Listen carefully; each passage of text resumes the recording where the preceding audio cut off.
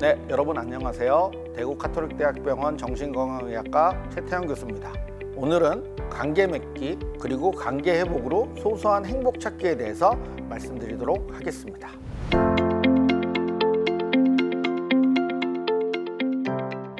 코로나19 사태가 장기화되면서 비대면 생활이 익숙해지고 있지만 한편으로 비대면 생활이 지속되면서 발생하는 갈등이나 스트레스도 많이 나타나고 있는 것 같습니다. 처음 우리나라에 코로나19가 발생하고 환자들이 증가했을 때는 불안과 공포감에 사로잡혀 밖에 나가는 것도 많이 피하게 되고 집에서 생활을 주로 하게 되었습니다. 한편으로는 코로나19라는 환경을 기회로 삼아 가족이 함께 대화를 하고 친목을 도모하면서 그동안 못했던 것을 같이 해보면 좋겠다, 이런 생각도 해보았습니다. 학부모님들이 자녀들과 요리를 같이 하거나 산책, 보드게임을 하면서 자녀들과 소통하는 기회도 더 생기게 되었습니다.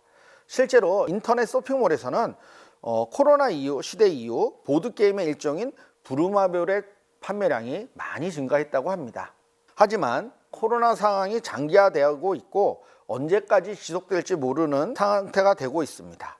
언제까지 이렇게 지낼지 모르는 불확실한 상황에서는 가족 간의 관계를 어떻게 잘 지속해 나갈지에 대해서 다시 한번 생각해 볼 필요가 있습니다. 코로나 상황이 길어지고 이전과 다른 환경이 지속된다면 가족과 적절한 거리가 어느 정도인지에 대해 고민을 해야 할 필요가 있는 시대가 되고 있습니다. 온라인 계약, 재택근무 등으로 가족들이 집에 머무는 시간이 많아지면서 엄마들이 많이 힘들어 하십니다. 코로나19 이전에는 자녀들이 학교에 가고 남편들이 회사에 가면 엄마들이 혼자만의 시간을 가질 수 있었습니다. 그런데 지금은 아이들이 학교에 가지 않고 집에만 머무니 엄마들의 시간이 없어져 버렸습니다. 또 집에서 자녀들 새끼 식사도 해결해야 되고 온라인으로 수업을 하니까 수업도 봐줘야 되고 오히려 집에 가족들이 있으니 엄마들이 번아웃, 즉 소진이 되시는 것 같습니다.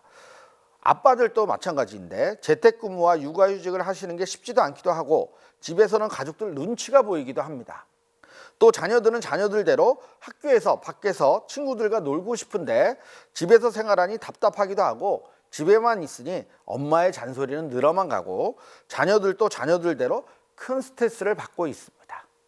실제로 한국여성정책연구원에서 올해 7월 말에 발표한 조사 결과를 보면 응답자의 37%가 가족원 간의 갈등을 경험했다고 응답하였으며 우울감이나 스트레스가 코로나19 이전과 비교하여 커졌는지 여부에 대해서도 여성은 66%, 남성은 49%가 그렇다라고 응답했습니다. 또한 51%가 자녀의 우울감이나 스트레스가 코로나19 이전과 비교하여 커졌다고 응답하였습니다. 모든 생활이 비대면 위주로 바뀌면서 가정 밖에서 담당했던 부분들이 집안으로 들어오게 되고 오히려 집안에서의 스트레스는 증가하게 되었습니다.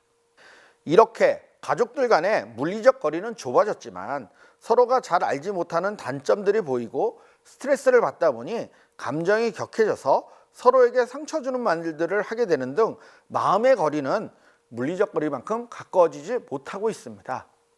사실 코로나 사태 이전 우리 가족들은 얼마나 많은 대화와 소통을 했을까요? 통계청은 2019년 생활시간조사 결과에서 학생들이 하루 평균 공부하는 시간을 보시면 고등학생은 8시간, 중학생은 7시간 20분, 초등학생은 6시간이었습니다. 말 그대로 식사, 수면 시간을 제외하면 가족들과 얼굴을 맞대고 대화하는 시간은 별로 없었습니다. 대화를 하더라도 공부 많이 했니? 언제 시험 보냐? 와 같은 말을 자녀에게 하지는 않으셨나요? 이렇게 코로나 이전의 한국 사회에서는 가족들 간의 양적인 대화 자체는 많지 않았고 질적인 부분에서도 서로 의미 있는 대화를 하는 시간은 많지 않았던 것 같습니다. 코로나 사태로 인해 가족들 간의 양적인 대화 시간이 많아지고 있는 지금 이 시점에서 우리는 가족, 타인들 간의 건강한 관계를 만들기 위해서 어떻게 해야 할까요? 건강한 관계를 형성하고 지속하기 위해서는 다른 사람들과 잘 소통하는 법을 알고 상대방을 공감하는 태도가 필요합니다. 혹시 가족들에게 쟤 왜 또 저래? 너 이런 것도 모르고 있냐? 하면서 상대방을 이해하지 못하겠다는 말을 하시지는 않았나요?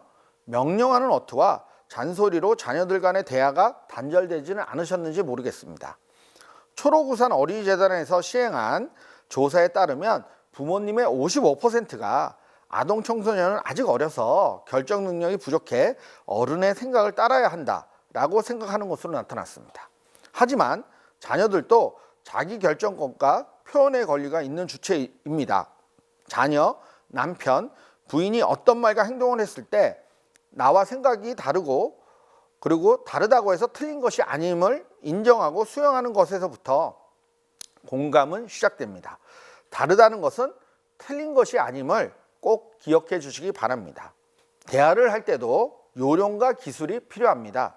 부모님이 자녀에게 일반적으로 이야기하는 것은 대화가 아닙니다. 그렇다고 공감하는 대화 방법에는 어떤 것들이 있을까요? 먼저 자녀의 말을 적극적으로 들어주세요.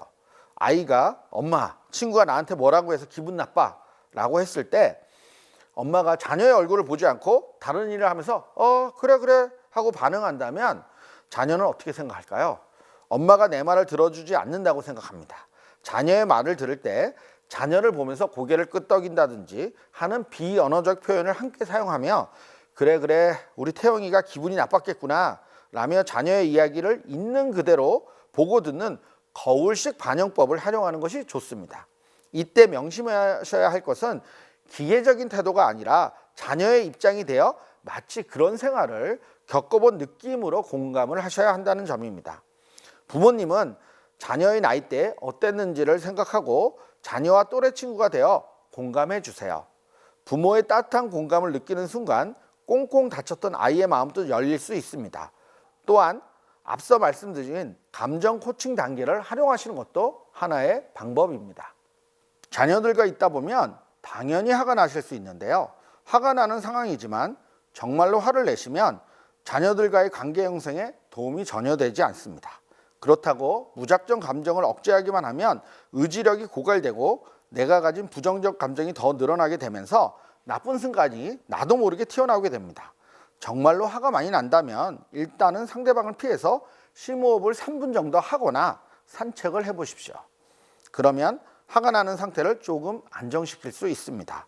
이후에 자녀가 잘못한 부분에 대해서 나 메시지를 이용하여 말을 걸어볼 수 있습니다.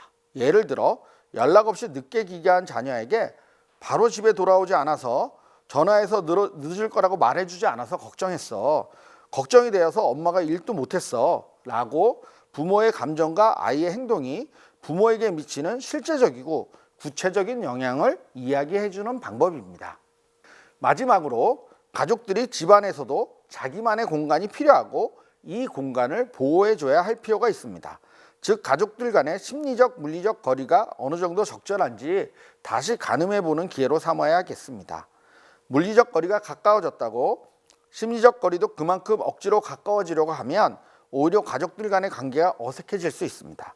변화하는 환경에 맞춘 우리 가족의 맞춤거리 설정을 고려해 보시기 바랍니다.